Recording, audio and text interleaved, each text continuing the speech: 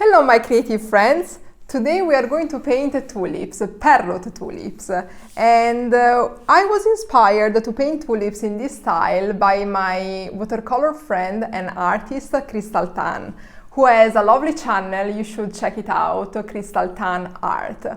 These tulips are created in watercolor. We are going to use a bunch of techniques together, and we are going to use a lot of colors to really allow them to pop from the page.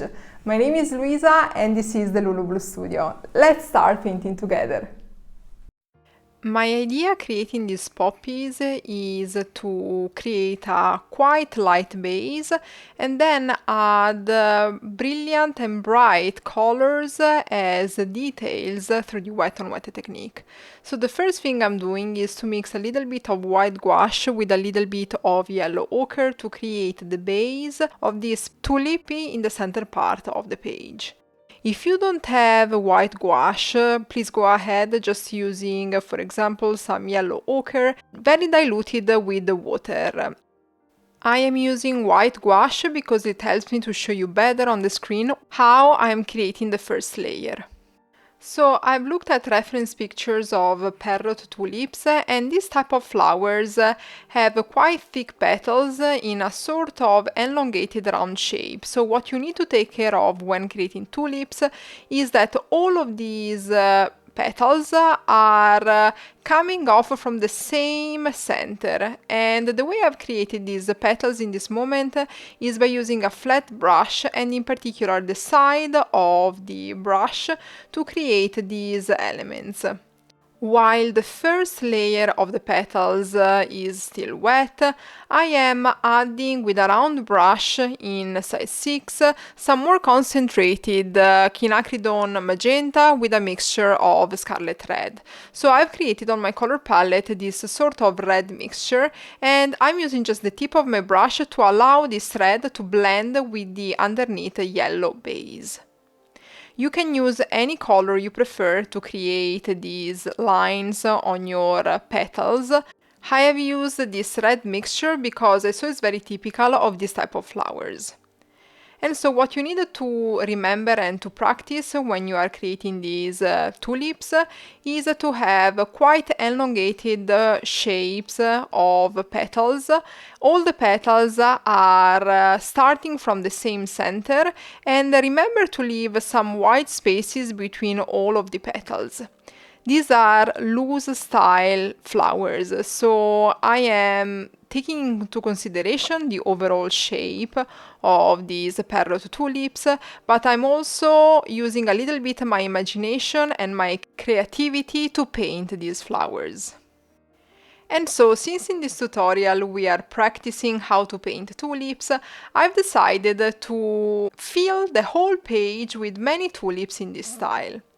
First, I'm going to create all of these tulips with a yellow base, and then I will add other tulips in yellow color and pink color. So, going ahead with the second tulip, I've used the same technique where, using the flat brush, I mainly create the first layer of these tulips. This tulip is a little bit more close compared to the first one I've created, and I kept in mind to keep some white spaces between the petals. This third tulip that I am painting is in the lower part of the page towards the right side, and I imagine this tulip to be a little bit more open, a little bit with a hint towards the lower corner of the page. Therefore, I'm creating with a flat brush the external petals, and I added a few brush strokes in the back part of this flower. While the first layer is still wet, I take a mixture of Quinacridone Magenta and Scarlet Red with my round brush in size 6, and I start to add these red elements. You can just touch the layer, the first layer, with the tip of your brush, or you can create fine lines when you don't add a lot of pressure to your page. Tulips have black stamens, and for this reason I've decided to recreate a black center in these flowers using the very fine tip of my brush Silver Black Velvet in size 6. This is the brush that I have with the thinnest tip that allows me really to create very fine lines and very little dots. And that's the reason why I've decided to use this brush to create the center part of these flowers. In this moment, I am starting to create other parrot tulips with a yellow base. I am taking some lemon yellow and my flat brush, and I start to create the external petals of this yellow flower.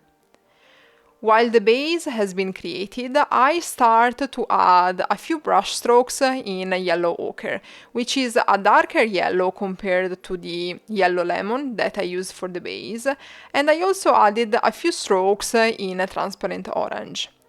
I really want all of these colors to blend while the first layer is still wet.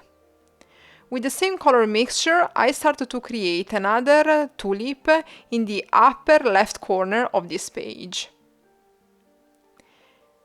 In this exercise, I'm really taking care to create these petals and leaving some white spaces between the parts. I encourage you to create all of these flowers from different perspectives as we are doing, and also some of them more open while others being more closed. So you can practice really how to create these flowers in different ways.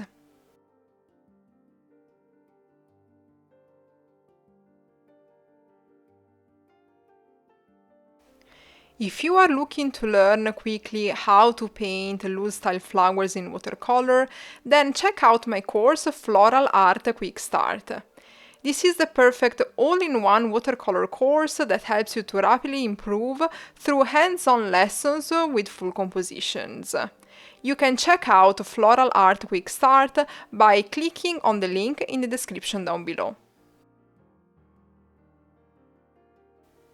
Back to our painting, I have created the first layer for the yellow flowers and the beige flowers, and at this point I start to add some colors with parrot tulips in pink color.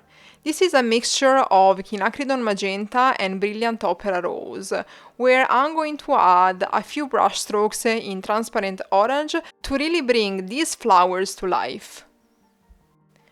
The first layer is quite light, but indeed is up to you to decide how concentrated you want this first layer to be. In this case, I am using the mixture of Quinacridone Magenta and Brilliant Opera Rose, but based on the final effect I want to achieve, I take care to create this first layer with a higher or lower amount of pigment.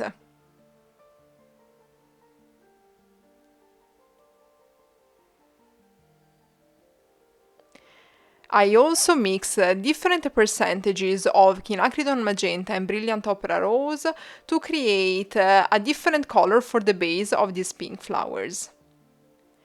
Since the base layer of these flowers has been created, I take my round brush in size 6 and just with the tip of this brush I start to add some orange, transparent orange brush strokes into the first wet layer of these flowers. The approach is exactly the same approach that I've used to create the parrot tulips in yellow color and in beige color.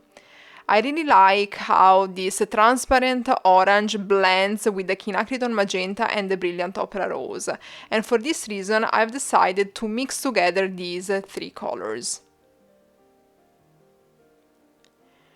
With my fine brush Silver Black Velvet in size 6, I start to add the black center of these flowers.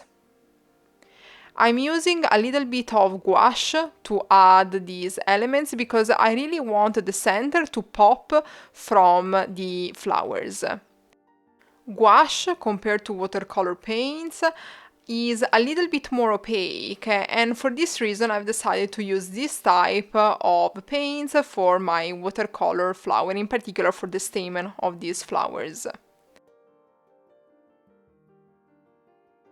I have used my artistic license, let's say, to add this black center in these flowers, creating many lines and fine dots. In fact, if you look at the reference picture of a parrot tulip, you will notice that the black elements in the stamen are not as many as what I am creating. But I've decided to create the center in a darker color with more lines and dots because I really wanted this part of these flowers to pop and to be highlighted. So with this one, I just want to encourage you, if you are painting flowers, looking at reference pictures, to feel anyway free to paint the flowers you see in the way you prefer. You don't have to be too strict, and actually this attitude will actually allow you to improve your technique and find your style, I think, quickly, because you will not have to follow too many rules on, for example, sketching your flowers, unless this is something you want to do. So really, I encourage you, when you're painting flowers, to follow a reference picture, but also let your creativity guide you. At this point, I'm creating the stems of all of these flowers by adding a little bit of pressure on the page with my round brush in size 6. I'm using a mixture of Sap Green with a little bit of Scarlet Red to allow this green to be quite bright but not too much. So the red is going to create a little bit of a duller type of green that I really think fits well with this composition. And when the first layer of all of these flowers is dry, I start to add the brush strokes as layers on all of the petals. The way I like to proceed in this moment is to really not add too much pressure onto the page with this round brush in size 6, but really touch the paper with the fine tip and highlight the shapes of these petals. To create these layers on these parrot tulips, I'm using similar mixtures that I've used with the wet on wet technique to create these blending effects with the red colors. So in this case, for example, I'm creating these elements with a mixture of Quinacridone Magenta and Scarlet Red. You can follow my approach and add these brush strokes using these similar colors, or you can also decide to create some crazy parrot tulips and create these fine lines with completely different colors. This is up to you and based on the final effect you want to achieve. When you create these layers, remember that you can start with a little pressure on the page and then you can add more pressure on some of these lines. In this way, you will create layers with different thicknesses, which means creating layers and giving to these parrot tulips your unique style. Give it a try and let me know in the comments below how this exercise went for you. If you like to add this type of layers, and how did you find this whole process? I was inspired to create layers in this way on these parrot tulips, following some of the recommendations from Crystal Tan, a lovely artist from Australia that I follow, and she guides me on my color journey as well, where she often explains how she adds layers on her flowers in a similar way. So thanks to Crystal to inspire me to create a tutorial for you in this style. For the yellow flowers, I've decided to create layers mixing a little bit of watercolor paints with gouache. And in particular here, I'm using a mixture of lemon yellow with a little bit of yellow ochre. Since I noticed that these layers were a little bit too light for my liking, or let's say too similar to the base, I decided then to add to this color mixture a little bit of burnt umber and azomethine green yellow. Azomethine green yellow is a beautiful green. I cannot do without azomethine green yellow, and it is a type of green that is more towards the yellow color, and I really like to add it to brighten up my flower compositions. In this case, I mixed it with a little bit of burnt umber, and I really like the result that brings to these yellow flowers. I then mixed on my color palette a little bit of orange from the gouache palette, and I just want to add a few little dots where the black stamens of these flowers have been created. This orange color is really bright, and since this is gouache, it's also quite opaque. And I really like to bring this kick of color into the center of these flowers that at the moment is quite dark, because I've used black gouache to create the stamens of these flowers. Although it feels that what I've added are just little details, you will notice when the composition is going to be completely dry how much these little brush strokes can bring to the whole composition. And now it's time to add the leaves. Leaves of tulips are really fun to create, and I think a flat brush is the perfect brush to create the shape of these leaves. I am using, in this case, my flat brush from Princeton and a mixture of Sap Green with a touch of Cobalt Blue to create a light wash of this green color. The first layer of these leaves is very light. It means that the concentration of pigment of this first layer is not very high. And on this first layer of the leaves, I am then going to add a few brush strokes of more concentrated green. To create these leaves, really press with the side of this brush onto the page and use the belly of your flat brush to create these leaves. When you are coming to create the end of this leaf, just release the pressure and use the side of this brush to create the fine tip of these long leaves.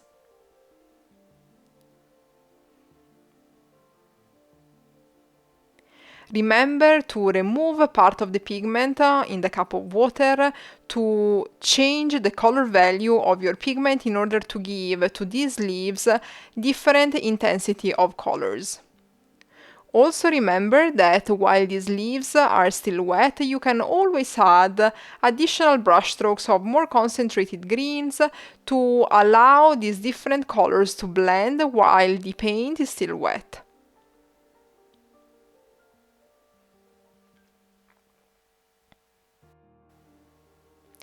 I take back my round brush in size 6 and I use a very concentrated amount of green, this is Cobalt Green Dark, and I add into the wet layer of the leaves some more concentrated dark green to allow it to blend. I like to add these details with a smaller brush in size 6 because I have the feeling I can better control how much pigment I am adding onto the leaves of these flowers. I really hope that you enjoyed painting these tulips with me. I know this was a type of crazy tutorial. We used a lot of colors and we played a lot with the wet on wet technique and also creating layers. I hope you learned something new and you had fun. Let me know in the comments below. Thank you for watching. See you in the next video.